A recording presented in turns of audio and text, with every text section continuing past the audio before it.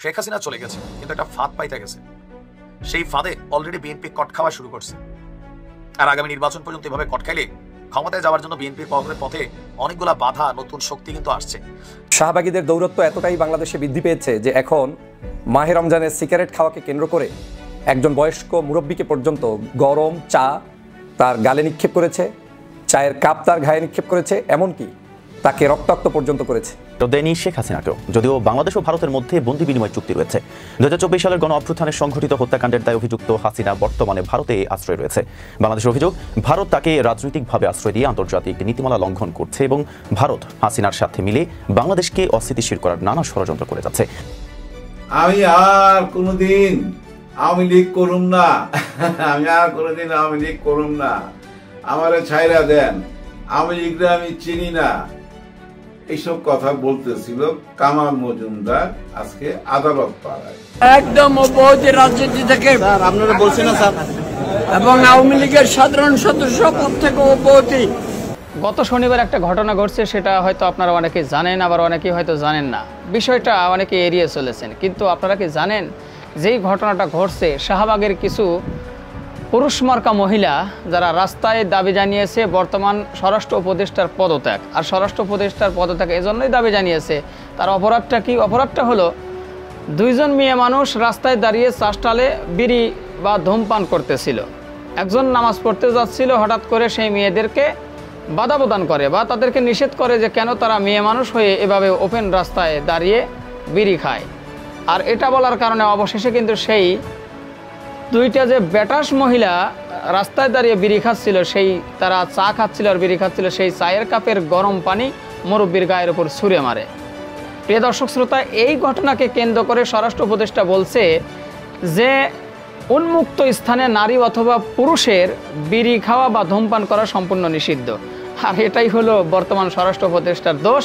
সেই নির্লজ্জ মহিলাগুলো, সেই শাহবাগের নির্লজ্জ মেয়েগুলো রাস্তায় নেমেছে স্বরাষ্ট্র উপদেষ্টার পদত্যাগের দাবি নিয়ে বা তাকে অপসারণের দাবি নিয়ে। প্রিয় দর্শক শ্রোতা, এটাই হলো বাংলাদেশে বর্তমান চলতেছে পরিস্থিতি। উল্টো দাবি জানাচ্ছে তারাই নাকি নির্যাতিত হচ্ছে পুরুষের কাছে। আসলে আমি বলবো স্বরাষ্ট্র উপদেষ্টার উচিত কিছু পুলিশ পাঠিয়ে দিয়ে ওই সমস্ত মেয়েদের পাছায় বাড়িয়ে সবগুলোর নিয়ে লাল হাজতে ভরিয়ে দেওয়া। এইগুলো যদি দেশে থাকে তাহলে দেশের 12টা বাজায় ফেলবে, ওরা আমেরিকা বানায় ফেলবে। তো যাই হোক প্রিয় দর্শক শ্রোতা, এছাড়াও রয়েছে আজকের ভিডিওর ভিতরে খুবই গুরুত্বপূর্ণ কয়েকটা ভিডিও, যে ভিডিওর অংশ বিশেষগুলো আপনারা ভিডিওর শুরুতে দেখছেন। তো সবাইকে বলবো একটু ধৈর্য সহকারে আজকের ভিডিওটি আপনাদের দেখতে হবে এবং আপনাদের মূল্যবান মতামত কমেন্ট বক্সে জানাবেন। এবং এই শাহবাগে এই মেয়েদেরকে কী করা দরকার, নির্লজ্জ তসলিমা নাসরিনের মতো এই মেয়েদেরকে কী করা দরকার একটু কমেন্ট বক্সে জানিয়ে দিবেন। প্রিয় দর্শক, চলুন একটা লাইক দিয়ে বিস্তারিত সবগুলো ভিডিও আগে দেখে আসি। শাহবাগীদের দৌরত্ব এতটাই বাংলাদেশে বৃদ্ধি পেয়েছে যে এখন মাহে রমজানের সিগারেট খাওয়াকে কেন্দ্র করে একজন বয়স্ক মুরব্বীকে পর্যন্ত গরম চা তার গালে নিক্ষেপ করেছে, চায়ের কাপ তার ঘায়ে নিক্ষেপ করেছে, এমনকি তাকে রক্তাক্ত পর্যন্ত করেছে। কি অপরাধ ছিল সেই মুরব্বীর? দুজন মেয়ে সিগারেট খাচ্ছেন, মুরব্বীর দোষ ছিল এটাই যে তিনি নামাজে যাচ্ছেন, বলেছেন যে মাহে রমজানে তোমরা এরকম প্রকাশ্যে এভাবে সিগারেট খাবে না, তোমরা যদি খাও ওই দিকে গিয়ে খাও তথা নির্জনে যাও। কিন্তু সেই কথাটি তাদের ভালো লাগেনি, তারা সেই কথার প্রতিবাদ করতে গিয়ে মুরব্বীর গায়ে চা ঢেলে দিলেন, কাপ নিক্ষেপ করলেন এবং তাকে রক্তাক্ত পর্যন্ত করলেন। যখন সেই মুরব্বীকে রক্তাক্ত করেছে, স্বভাবতই বাংলাদেশের সাধারণ নাগরিকরা বয়োজ্যেষ্ঠ এই মুরব্বীর পক্ষে এসে দাঁড়িয়েছেন এবং তার প্রতি উত্তরে সেই মেয়েদেরকেও তারা সেখানে কিছুটা লাঞ্ছিত করার চেষ্টা করেছে। মূল ঘটনাটা হচ্ছে এই বয়োজ্যেষ্ঠ মুরব্বীর উপরে যে আক্রমণ করেছে, তাকে যেভাবে রক্তাক্ত করেছে, সেই রক্তাক্তের কারণে মূলত সাধারণ নাগরিকরা প্রতিবাদ করেছে। সিগারেট খাওয়াকে কেন্দ্র করে প্রতিবাদ করেন নাই যে তুমি কেন বয়োজ্যেষ্ঠ মানুষের উপরে আক্রমণ চালালে। কিন্তু শাহবাগীরা সেটাকে প্রচার চালাচ্ছে, উন্মুক্ত সিগারেট কেন খাওয়া যাবে না, স্বরাষ্ট্রমন্ত্রীর স্বরাষ্ট্র উপদেষ্টার পদত্যাগ দাবি করে তার ছবি পর্যন্ত পুড়িয়েছে। বিভিন্ন ধরনের আন্দোলন সংগ্রাম তারা চালিয়ে যাচ্ছে। দেখেন তিলকে তাল কিভাবে বানায়। একদিকে বয়োজ্যেষ্ঠ একজন মুরব্বীর শরীরের ভিতরে আপনি গরম চা ঢেলে দিচ্ছেন, চায়ের কাপ নিক্ষেপ করছেন এবং সেই চায়ের কাপ নিক্ষেপ করে আপনি তাকে আহত করছেন, রক্তাক্ত করছেন, তার উপরে আক্রমণ করছেন। সেটা আপনি না বলে আপনি এটাকে চালিয়ে দিচ্ছেন মুক্ত স্বাধীনতার নামে সিগারেট খাওয়া। স্বরাষ্ট্রমন্ত্রী সঠিক উত্তরটাই দিয়েছেন। তিনি বলেছেন যে বাংলাদেশে সিগারেট খাওয়া প্রকাশ্যে আইনত দণ্ডনীয় অপরাধ। এই অপরাধটা যাতে কেউ সামনাসামনি আর না করেন সে ব্যাপারে আপনাদেরকে সতর্ক থাকার জন্য তিনি আহ্বান জানিয়েছেন। বিশেষ করে মাহে রমজানের ক্ষেত্রে তিনি বলেছেন যাতে করে রমজানের পবিত্রতা রক্ষা করে সবাই চলেন, সে বিষয়টা তো খারাপ বলেননি। কিন্তু শাহবাগীরা সেই বিষয়টাকে নাটক সাজিয়ে তারপরে তার পদত্যাগ দাবি করেছেন। আমি বুঝি না মুক্ত স্বাধীনতা মানি অর্থটা কি? মুক্ত বলতে কি এটাই যে আমি আমার ধর্মকর্ম তথা বিশেষ কোনো জায়গায় সেটাকে পালন করতে পারবো না? মাহে রমজানের পবিত্রতা রক্ষার্থে আপনি ভিন্ন আদর্শের ভিন্ন মতের মানুষ হলেও আপনি কি সেটাকে রেসপেক্ট করবেন না? প্রথমত হচ্ছে আপনি কি সেটা করবেন কিনা? করছেন না, ভালো কথা। আপনি সেটাকে নিয়ে আপনি মানুষকে রক্তারক্তি পর্যন্ত কেন করলেন? আপনি কেন বয়োজ্যেষ্ঠ মানুষ যে নিষেধ করেছে তার কথার উপরে ভিত্তি করে তাকে আপনি উল্টো চায়ের কাপ নিক্ষেপ করে তার গায়ে আপনি আঘাত করলেন, তার উপরে গরম পানি ঢেলে দিলেন? বাংলাদেশে তো সবার আগে এই গরম পানি ঢেলে দেওয়ার অপরাধে বিচার হওয়া উচিত নয় কি? বাংলাদেশে তো সবার আগে এই একজন বয়োজ্যেষ্ঠ মানুষের গায়ে কারা হাত তুললো তাদেরকে গ্রেফতার করানো উচিত। গতকালকে তাদেরকে সেখান থেকে যখন মানুষজন তাদের উপরে চড়াও হচ্ছিল তখন পুলিশ বরং তাদেরকে নিরাপত্তা হেফাজতে নিয়েছে, আর তারা বলছে যে তাদেরকে গ্রেফতার করা হচ্ছে। এই হচ্ছে বাংলাদেশ। এবং এই যারা এই কার্যক্রমগুলো চালায় প্রত্যেকের ছবি আমি অ্যানালাইজ করে দেখেছি, এ সবগুলো শেখ হাসিনার দোসর। তার বাবা, আত্মীয় স্বজন, আশেপাশের লোকজন, আওয়ামী লীগের লোকজন এবং শাহবাগী লোকজনই এখন বাংলাদেশে এই ধরনের অপকর্ম করে যে কোনো মূল্যে বাংলাদেশে একটি অস্থিতিশীল পরিস্থিতি তৈরি করতে চায়। কথায় কথায় পদত্যাগ, কথায় কথায় আন্দোলন, কথায় কথায় মানুষের সাথে তিলকে তাল বানিয়ে প্রচার করা, একজন বয়োজ্যেষ্ঠর শরীরে আক্রমণ করা, এটা তো কোনো নীতি নৈতিকতা আদর্শের মধ্যে পড়তে পারে না। তাহলে কেন হচ্ছে এই ঘটনাগুলো? এই শাহবাগীরাই মূলত বাংলাদেশকে ধ্বংস করেছিল সেই 2013 সাল থেকে। আজও বিভিন্ন জায়গায় ছড়িয়ে ছিটিয়ে আছে শাহবাগের সেই প্রতাত্তারা। আপনি রাষ্ট্রীয় আইন অনুযায়ী আপনার বিরুদ্ধে তো কয়টা মামলা করার সুযোগ আছে? এক, আপনি সিগারেট সবাই রাস্তাঘাটে খায়, সেটা আমি কখনোই বলছি না, কিন্তু আপনাকে ধরতে চাইলে আপনি অপরাধী। আপনি রাস্তাঘাটে খাচ্ছেন, মেয়ে মানুষ, রমজানের সময় আপনি রাস্তায় বসে সিগারেট খাবেন, এটা আপনার আইনত দণ্ডনীয় অপরাধ। রমজান ছাড়াও অপরাধ, রমজানের সময় অপরাধ, এটার কোনো টাইম নেই। যদি সরকার চায় আপনাকে বিচার করতে পারবে। দ্বিতীয় আরেকটি অপরাধ হচ্ছে আপনি মুরব্বীর গায়ে হাত তুলেছেন, তাকে রক্তাক্ত করেছেন, তার গায়ে গরম পানি ঢেলেছেন, চায়ের কাপ নিক্ষেপ করেছেন।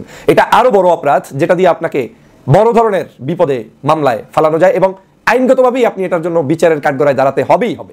কারণ এটা তো ছোটখাটো কোনো অফেন্স নয় যে আপনি একটা কিছু করে পার পেয়ে যাবেন, নো, সেই সুযোগ নেই। তাহলে এত বড় দুটি অপরাধ করার পরে তারা আবার মিছিল করে স্বরাষ্ট্রমন্ত্রী, স্বরাষ্ট্র উপদেষ্টার পদত্যাগ দাবি করে। স্বরাষ্ট্র উপদেষ্টার পদত্যাগ যদি আপনি দাবি করেন সেটা ভিন্ন, তার কোনো ব্যর্থতা থাকলে সেই জায়গায়, কিন্তু এই উসিলায় দাবি করার বিন্দুমাত্র অধিকার এই শাহবাগীর নাই। কারণ এই শাহবাগী সে তার নিজের কোনো একটি বিশেষ উদ্দেশ্য চরিতার্থ করার জন্যই আজকের এই পবিত্র মাহে রমজানে এই অপকর্ম করছে, উল্টো জাতিকে বিভ্রান্ত করছে। আমি বাংলাদেশের এই নারীবাদী অনেক সংগঠন আছে, আপনাদের কাছে প্রশ্ন রাখতে চাই, যখন কোনো বিষয়ে ভালো নারীরা বিপদে পড়ে আপনারা তাদের পাশে দাঁড়ান না, একটা বিবৃতি নিয়ে কথা বলেন না, মাঠে ময়দানে আপনি কোনো সভা সেমিনার করেন না, কিন্তু আপনাদের যদি কোনো একজন ওই ঠ্যাং, হাফ প্যান্ট কিংবা ছোট পোশাক পরার অপরাধে বিভিন্ন জায়গায় হেনস্থার শিকার হন, কিংবা কেউ কোনো কিছু একটু বলছে কি, সাথে সাথে রেল লাইন অবরোধ করে সেখানে আপনারা ছোট পোশাকের মিছিল করেন, এটা করেন, সেটা করেন, আন্দোলন করেন, সংগ্রাম করেন, কিন্তু আপনাদের কাছে অন্য বিষয়গুলো কি গুরুত্বপূর্ণ মনে হয় না? এই যে বৈষম্য আপনারা করেন, আপনারা দেখেছিলাম মরহুম সে যে ডক্টর মইনুল ইসলাম, আমার ইত্তেফাক পত্রিকার সেই মালিক, আজকে সাবেক উপদেষ্টা আনোয়ার হোসেন মঞ্জু সাহেবের ভাই, একজন সজ্জন ব্যক্তিত্ব ছিলেন, মানুষের কাছে গ্রহণযোগ্য একজন ব্যক্তিত্ব ছিলেন। সেই ব্যক্তিকে নিয়ে যে পরিমাণ মিথ্যাচার করে তার বিরুদ্ধে আন্দোলন করেছিলেন, তারপরে তাকে জেল পর্যন্ত খাটিয়েছিলেন। কিন্তু আপনারা কিন্তু বাংলাদেশে আপনাদের যারা বিভিন্ন জায়গায় আপনাদের মাধ্যমে আক্রান্ত হচ্ছে তাদের ব্যাপারে আপনারা মাঠে নামেন না, প্রতিবাদ করেন না, তাদের পক্ষে দাঁড়ান না। আর যদি একটু ধার্মিক, ধর্মভিত্তিক কোনো চিন্তার মানুষ হয় তাহলে তো মোটেও দাঁড়ান না। মূল অর্থটাই দাঁড়াচ্ছে আপনারা শুধুমাত্র আওয়ামী লীগ এবং আওয়ামী দোসরদের পারপাস সাফ করার জন্যই এই সংগঠনগুলো প্রতিষ্ঠা করে মানুষের কাছে মিথ্যা বানোয়ার বিভ্রান্ত ছড়াচ্ছেন। শেখ হাসিনা চলে গেছে, কিন্তু একটা ফাঁদ পাইতে গেছে। সেই ফাঁদে অলরেডি বিএনপি কট খাওয়া শুরু করছে। আর আগামী নির্বাচন পর্যন্ত এভাবে কটকাইলে ক্ষমতায় যাওয়ার জন্য বিএনপির পথে অনেকগুলা বাধা, নতুন শক্তি কিন্তু আসছে। তবে এটা কন্টিনিউ হইলে আপনার বিএনপির আর ক্ষমতায় যাওয়া লাগবে না, বিএনপির জন্য দুর্দিন আসবে। শেখ হাসিনা সরকার অনেক উন্নয়ন করছেন বাংলাদেশে, এটা অস্বীকারের সুযোগ নাই। চুরিও করছেন, বাটপাড়িও হয়েছে, উন্নয়নও হয়েছে। এর মধ্যে প্রধান যে সেক্টরটাকে ডেভেলপ করছেন এটা হচ্ছে মিডিয়া খাত, সোশ্যাল মিডিয়া প্রযুক্তি, ইন্টারনেট, সেলফোন। আপনি যদি ধরেন 5ই আগস্ট এই সরকার পতনের পেছনে সবচেয়ে বড় ভূমিকা রেখেছিল এই ফেসবুক, ইউটিউব। কারণ যেখানে যা হয়েছে মানুষ মোবাইলে ভিডিও ধারণ করছে, ফেসবুকে ছেড়ে দিছে, আমরা দেখা যার যার জায়গা থেকে প্রতিবাদ করছি, কেউ রাজপথে নেমে গেছে, এটা নিয়ে ঘটনা শুরু হয়ে সরকার পতন। এখন এই যে শেখ হাসিনা রেখে যাওয়া ডিজিটাল প্রযুক্তি, 17 বছর আওয়ামী লীগ ক্ষমতা থাকায় বিএনপির অনেকাংশে দুধের ধোয়া তুলসী পাতা মনে হইতো পাবলিকের কাছে, বাট এখন যখন আওয়ামী লীগ নাই সেই মাঝে গণহারে গোল দেওয়া শুরু করছে বিএনপি। তবে এই গোলগুলা উল্টা ঘোরা শুরু হয়েছে। আজকে জামাতের 4 নেতাকে ভিডিওর প্রথমে যে অংশটা দেখছেন, বৃষ্টির মতন উড়াধুরা 10 সেকেন্ডের মধ্যে 200-400 কিল দিয়ে ফেলছে, মাইরা সমান করে ফেলছে, তাও খোদ ইউএনও অফিসেই। ঘটনার প্রেক্ষাপট পাবনার সুজানগর উপজেলার নির্বাহী কর্মকর্তার অফিসে। ঘটনার প্রেক্ষাপট কি? ভুক্তভোগী এবং প্রত্যক্ষদর্শীরা বলছে গতকালকে বিকাল 3:30টার দিকে একটি কাজে জামাতের 4 জন নেতা ইউএন অফিসে যান। ইউএনও ব্যস্ত থাকায় তারা অফিসে অপেক্ষা করতে থাকেন। এই সময় উপজেলা বিএনপির সাবেক যুব এবং ক্রীড়া সম্পাদক মুজিবুর রহমানের নেতৃত্বে বিএনপির আপনার নেতাকর্মীরা ইউএনওর কাছে যান। এখন ইউএনও অবৈধ বালু উত্তোলন বন্ধ করে দিয়েছিলেন। তো বিএনপি নেতারা গিয়া তারা বলতেছে যে বালু উত্তোলন কেন বন্ধ করা হয়েছে তা ইউএনওর কাছে জানতে চান। এবং ইউএনও রুমে আগে থেকে বসে থাকা জামাত নেতাদের দেখে মুহূর্তে তেলে বেগুনে জ্বলে ওঠেন বিএনপি নেতারা। তারা বলে যে এরা কেন এখানে ঘন্টার পর ঘন্টা বসে থাকে। একথা বলেই বিএনপি নেতারা ইউএনওর কক্ষ থেকে বের হয়ে আরো কয়েকজনকে ডাইকে না দল পাকায়। এরপর বিএনপি নেতা মুজিবুর রহমান, বাবুকা, মানিকা, আব্দুল বাসেত, আরিফ শেখ সহ 30-40 জন ইউএনওর কক্ষে ঢুকে ওই জামাত নেতাদের কিল, ঘুষি, লাথি, থাবর, চটকানা যা আছে গণহারে মারে। উত্তপ্ত অবস্থায় হামলাকারীরা ইউএনওর দিকেও তেড়ে আসেন। এতে জামাত নেতারা গুরুতর আহত হন। পরে পুলিশ গিয়ে পরিস্থিতি নিয়ন্ত্রণে আনে। জামাত নেতাদের পেটানোর ঘটনায় উপজেলা জুড়ে ব্যাপক উত্তেজনা এই মুহূর্তে। আর জামাতের উপজেলা আমির বলছেন অলরেডি তিনি কয়েকশো নেতাকর্মী নিয়ে ইউএনও কার্যালয়ে যান, ঘটনার প্রতিবাদ জানান। সুজানগর জেলা আমির যিনি আছেন তিনি বলছেন যে সুজানগরে বালু উত্তোলন বন্ধ করায় বিএনপির এইসব ক্যাডাররা ইউএনওকে মারধর এবং তোলে আনার জন্য গিয়েছিলেন। এ সময় জামাত নেতারা বাধা দিলে তাদের 4 জনকে সেখানে বিএনপি নেতারা বেধড়ক পেটান। ইউএনওকেও কয়েক দফা মারতে গেলে জামাতের নেতারা ঠেকিয়ে দেন। তার অভিযোগ 5 আগস্টের পর এই সকল নেতারা সন্ত্রাসী, চাঁদাবাজির গডফাদার হয়েছে। অবৈধ বালু উত্তোলন, মাদক কারবারি, চুরি ডাকাতি, অপহরণ, ধর্ষণ সবকিছুতেই অপকর্ম বেড়ালেও এদের বিরুদ্ধে প্রশাসন ব্যবস্থা নিচ্ছে না।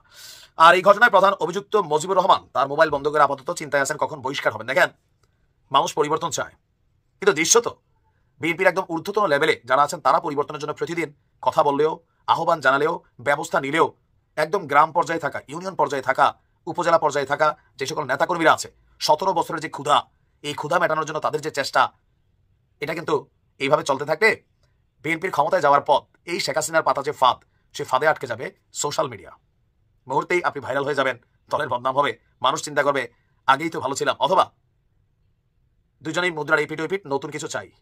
তারেক রহমান কিন্তু প্রতিদিনই বলেন যে জুলুম করা যাবে না, লুটপাট করা যাবে না, 5 আগস্ট থেকে শিক্ষা নেন। কিন্তু কার শিক্ষা কে নেয়?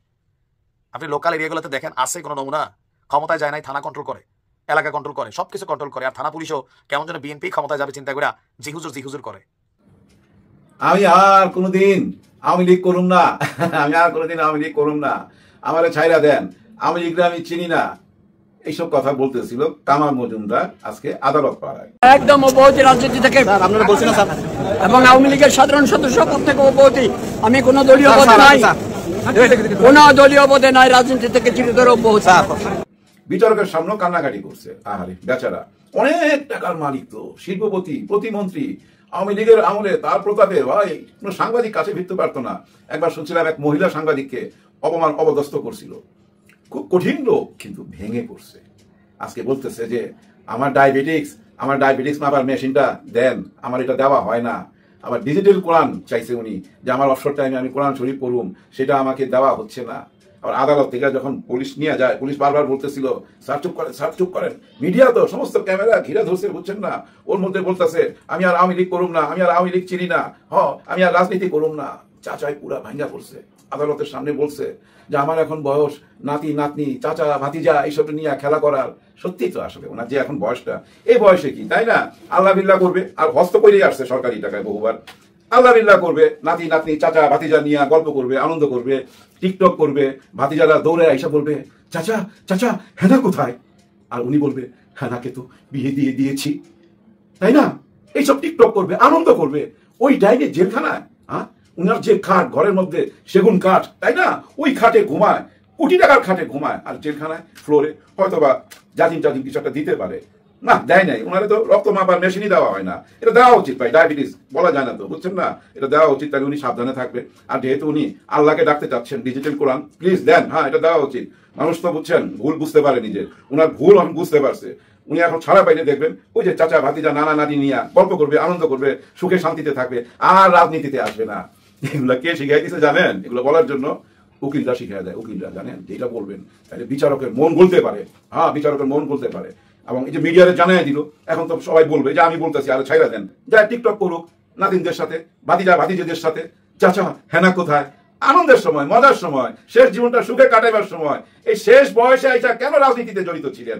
আপনি তো 7 মাস আগত তো রাজনীতিতে ছিলেন, 7 মাসের মধ্যে সবকিছু বুঝা ফেলাইলেন, আর এত বছরে বুঝতে পারলেন না? বোঝা উচিত ছিল আগে।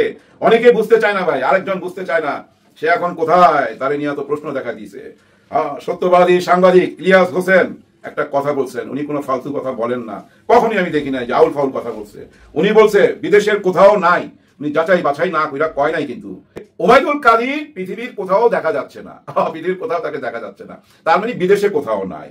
পৃথিবীর একটা জায়গায় আছে যেখানে থাকার সম্ভাবনা সবচেয়ে বেশি, সেটা হলো বাংলাদেশ, ওনার নিজের দেশ, মাতৃভূমি। আরে নোয়াখালীতে থাকতে পারে না, নোয়াখালীর দিকে যাবে না, নোয়াখালী তো ওনার শত্রু বেশি, তো নোয়াখালী মানুষটা বেশি জ্বালাইছে, তো বেশি জ্বালাইছে। ওনার ভাই, আপন ভাই তো ওনার উপরে খেপা, বংশের সবাই খেপা, ওদিকে যাবে না, ওদিকে যাবে না। কোথায় জানি আছে, ইলিয়াস হোসেন যখন বলছে আছে ভাই আছে, বাংলাদেশি আছে, তবে জিনিস একটা ছিল রে ভাই, হ্যাঁ জিনিস একটা ছিল। শেষ দিকে শোনা গেছিল, ওই যে আজকে দেখলাম নাগরিক টিভিতে, ও নাকি শেষে মেঘলা নামে একটা নায়িকা আজকে ফোন দিছে, ওই মোহাম্মদপুরের কোন একটা সাইডে লাস্ট তার ফোন নাম্বার যেখানে ছিল বন্ধ করছে টেলিফোনটা 5ই আগস্টে। এই 5ই আগস্টে যেখানে লাস্ট ফোন নাম্বার তার বন্ধ হয়েছে, নাগরিক টিভিতে বললো যে এটা এই মোহাম্মদপুরের কোথাও একটা জায়গা, ওর আশেপাশে মেঘলা নামে একটা নায়িকা থাকে। হ্যাঁ ভাই, এটা হইতে পারে, নায়িকাদের সঙ্গে ওনার যোগাযোগ ছিল ভাই, যোগাযোগ ছিল অনেকগুলা নায়িকারে উনি পালতো রে ভাই, পালতো, খোর, একদম খোর, পুরা খোর ছিল একটা ভাই, পুরা খোর, রোমান্টিক রোমান্টিক কথা কইয়া ফাঁসাইতো। হ্যাঁ, অনেকে বুঝছেন তার কাছ থেকে অনেক মালও কামাইছে, বহুত মাল কামাইছে, মিডিয়া গাড়ি নিছে, বাড়ি নিছে, অনেক কিছু নিছে, এবং সিনেমা তো টাকা ইনভেস্ট করছে, অনেক মহরত আইছে, গোপনে গোপনে সিনেমাতে টাকা ইনভেস্ট করতো ওইসব নায়িকাদের মাধ্যমে। ওইসব নায়িকাদের একজন আমার সাথে যোগাযোগ করছিল একটা টাইমে, এক সাংবাদিকের মাধ্যমে, ওই নায়িকা সরাসরি না, সাহস পায় নাই, একজন সাংবাদিকের মাধ্যমে। হ্যাঁ, ওই নায়িকার ইদানিং নাম শোনা যাইতেছে, আল্লাহ যা করে ভালোর জন্য করে, কারণ ওই সাংবাদিকের কথা আমি রাজি হই নাই, অনেক টাকার লোভ দেখাইছিল, আমি রাজি হই নাই, রাজি যদি হইতাম আজকে তো এই বদনামের সাথে নিজের নামটা চলে আসতো। উপর আল্লাহ যা করে ভালোর জন্য করে। এই যে বদ লোকটা দেশ চালাইতো, হ্যাঁ এই বদ লোকটাই কিন্তু আওয়ামী লীগকে ডুবাইছে। আওয়ামী লীগ চিনছিল কিন্তু একদম শেষের দিকে, 5ই আগস্টের আগে তারে ভুয়া ভুয়া কইছে না, ওই যে একটা সম্মেলনে ভুয়া ভুয়া ছাত্রলীগের পোলাপানি বলছে। কারণ কি জানেন, এই লোকটা শুধু বদই ছিল না, হিংসুটে ছিল, কোন নেতা উঠা আসুক এটা চাইতো না। আওয়ামী লীগের মধ্যে কোন নতুন নেতা তৈরি করছে দেখছেন, কাউরে করে নাই। ওই যে সাদ্দাম, ওইটা কোনো নেতা হইলো, হাঁটা চলা ফিরাই তো ভালো না, অন্যরকম, হ্যাঁ অন্যরকম। আবার সিনেমারও একজন আছে হাঁটা চলা ফিরা কিন্তু অন্যরকম, এই লোকটা কিন্তু সাপ্লাই দিত। হ্যাঁ, এই কাউয়া কাদের, না সরি কাউয়া কাদের বলবো না, কাউয়া কাদের বলবো না, কারণ কি না আমার বাবার নামও কাদের, না কাউয়া কাদের বলা উচিত হবে না, আমার বাবার নামও কাদের, কাদের সাহেব, কাদের সাহেব। এই কাদের সাহেবকে কিন্তু সিনেমারও কয়েকজন সাপ্লাই দিত, এর মধ্যে একজনকে উনি এমপি বানাইছে। বেশি দিন থাকতে পারে না এমপি হওয়ার কয়েক মাস পরই তো সব কিছু চলে গেল, কোথায় জানিয়ে আছে। ওই এমপি এখন ভারতে আছে, কিন্তু এই লোক বাংলাদেশের মধ্যেই আছে, যেহেতু বলছে ইলিয়াস হোসেন। সবাই খুঁজা দেখেন, মহল্লায় মহল্লায় নিজের দিকে বাসায় বাসায় খোঁজ নেন। আমার মনে হয় কি জানেন, ওই যে আরেকজন পালাইছিল না একসময় আমাদের বিএনপির, উনি ছিলেন বিএনপির, হ্যাঁ বিএনপির আমলেও অনেকে পালাইছে, এর মধ্যে হারিস চৌধুরী, উনি ছিলেন প্রধানমন্ত্রী মানে বেগম খালেদা জিয়ার উপদেষ্টার মনে হয়। যাই হোক, উনিও কিন্তু পালাইছিলেন ওই 1/11 সময় বা আরো আগে কোন একটা টাইমে উনি পালাই গেছিলেন, কিন্তু সবাই জানতো উনি মারা গেছেন। ওনার বাসার লোকজন, ছেলে মেয়েরাও জানতো, তাই কেউ জানতো না। পরে জানা গেল উনি মারা যাওয়ার পর পান্থপথের এখানে একটা ফ্ল্যাটে উনি থাকতো, ইয়া লম্বা দাড়ি, পুরা গেট আপ চেঞ্জ, মসজিদে যাইতো, নামাজ পড়তো আর বাসায় আসতো। ওই বাসায় মারা গেছে, বুঝছেন, ওই বাসার মধ্যেই মারা গেছে। ঠিক এইরকম এই কাদের সাহেব বাংলাদেশের কোথাও না চুপ করে আছে, 7 মাসে দাড়িটা অনেক বড় হয়ে গেছে, এখন আর চেনা যাবে না। আমার মনে হয় এভাবে থাকতে থাকতে উনি কিছুদিন পর ওই হারিস সাহেবের মতো মসজিদে যাবে, নামাজ পড়বে, বাসায় আসবে, কারোর সাথে আর যোগাযোগ করবে না, আমরা আর কে চিনতে পারবো না, কেউ চিনতে পারবো না, এভাবেই থাইকা যাবে। কিন্তু এভাবে গোপনে থাকবে না একজন, উনি কিন্তু আসবে, হাসিনা আপা, হ্যাঁ উনি আসবে, উনি থামতেছেন না। ওনার অডিও কল আজকেও ফাঁস হয়েছে। আরে বাপরে বাপ, আজকের কিনা এটা আমি জানি না, 2-1 দিনের মধ্যে লাস্ট অডিও কল, যেহেতু রোজার কথা আছে এখানে, রোজার কথা আছে, উনি রোজা রেখা কথা বলতেছে। হায় হায়, আমার এত কষ্ট লাগছে একটা ব্যাপারে, উনি বলতেছেন এই দেখো আমি রোজা মুখে তোমাদের সাথে কথা বলতেছি, এখন তারাবি পড়ুন, মানে বারবারই কথাটা বলতেছে। কেন বলতেছে আমি জানি না, আমরা কথা বলার সময় কি বলি আমি রোজা আছি তারাবি পড়ুন, কেন এটা বলুন? তার মানে তোমরা বুঝো আমি রোজা রাখি তারাবি পড়ি, বুঝাইবার জন্যই তো বলতেছে না, এটা বুঝাইতে হবে কেন একজন মুসলমান। আমার এখন সবাই তো তারাবি নামাজ পড়ে বসছে, আমি তো আরো আগেই চলে আসছি, আমাকে এখন নামাজও পড়তে হবে, আবার সেই ভোরাত চোটে সেরি করতে হবে, রোজা রাখতে হবে। আমি তো সাথে রোজা ছিলাম, এই রোজা মুখে সবাইকে আমি ধন্যবাদ চাই। আমি আবার আসবো, তবে আমি এভাবে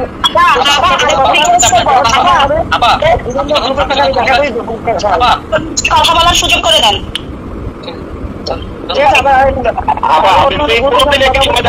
শোনা যাবে, সবাই দেবো, সবাই দেবো, সবাই দেবো। আজকে তো কত 1489 জন লাইনে আছে অনলাইন, 7000 মেম্বার। হ্যাঁ 1490, হ্যাঁ আমি দেখতেছি তো 1490, হ্যাঁ 1490, হ্যাঁ আমি দেখতেছি তো 1400 ভালো করে 1400 মানুষ ফলো করতেছে, ওইটা অহংকার নিয়ে বলতেছে। কোথায় গিয়া ঠেকছে বুঝা নিয়েন, মন মানসিকতা কোথায় নিয়ে ঠেকছে এতে আপনাদের বুঝা নিতে হবে। মানসিক ভাবে উনি সুস্থ না, একদমই না ভাই। যে যাই মনে করেন, একটা মানুষ এই দেশের রানী ছিল, রানী হঠাৎ করে, জানেন উনি তো 4 তারিখও জানতো না 5 তারিখে সবকিছু চলে যাবে, হঠাৎ করে সব হারায়া দিশা হারা হয়ে গেছে। ইন্ডিয়া তাকে কথা দিছিল হয়তো 1 সপ্তাহের মধ্যে আবার তোমাকে ফিরিয়ে নিয়ে যাব, তোমার সিংহাসনে বসাই দিব, এরকম কথা দিছিল। সেটা পার হইয়া চলে গেল 7 মাস, এখন চলে আসছে জাতিসংঘের ব্যাপারটা। উনি তো সবই খবর রাখে, এই সব ব্যাপার মাথায় চাপ নিতে পারতেছে না, যার জন্য সবাই সাথে কথা বলতেছে, গ্রামগঞ্জে উপজেলায় কিচ্ছু বাদ দিতেছে না। সবাই অপেক্ষা করেন, সবার কাছে ওনার টেলিফোন আসবে, আসলে কথা কইেন, হ্যাঁ কথা কইেন। কথা না বলতে পারলে উনি পাগল হয়ে যাবে, হ্যাঁ উনি পাগল হয়ে যাবে। ওনাকে কথা বলার সুযোগ দেন, আমি মনে করি আমরাও সবাই মেনে নিব ওনার কথাগুলা। উনি বলুক, আরো কথা বলুক, এটাই উপরালার খেলা। হ্যাঁ এটাই উপরালার খেলা, সবাই বুঝে নিবেন। সীমা লঙ্ঘনকারীকে আল্লাহ পছন্দ করেন না। আর কোথায় নিয়ে ঠেকায় দেখেন, চোখের সামনে। হ্যাঁ চোখের সামনে। এই যে কাদের সাহেব মারা গেলে কোথায় তাকে কবর দিব, যেটা গুজব শোনা যেতেছে মারা গেছে, আসলে এই গুজবটা নিজে থেকেই ছড়ানো হয়েছে, জানো, কেউ আর না খুঁজে। হ্যাঁ ওই গুজবটা কিন্তু হারিস সাহেবের সময় ছড়ানো হয়েছিল, যিনি মারা গেছে। ওই গুজবটা ইনিও ছড়াইছে, এই দেশেই আছে। কিন্তু আমরা কোনো গুজবে বিশ্বাস করব না, আমরা এখন সজাগ, ওই আগের কথায় আবার আসবো। প্রিয় দর্শক শ্রোতা, আশা করি সবগুলো ভিডিও দেখেছেন। এবার অবশ্যই আপনাদের মূল্যবান মতামত জানিয়ে দিন, পারলে ভিডিওটি শেয়ার করে সবাই দেখার সুযোগ করে দিন।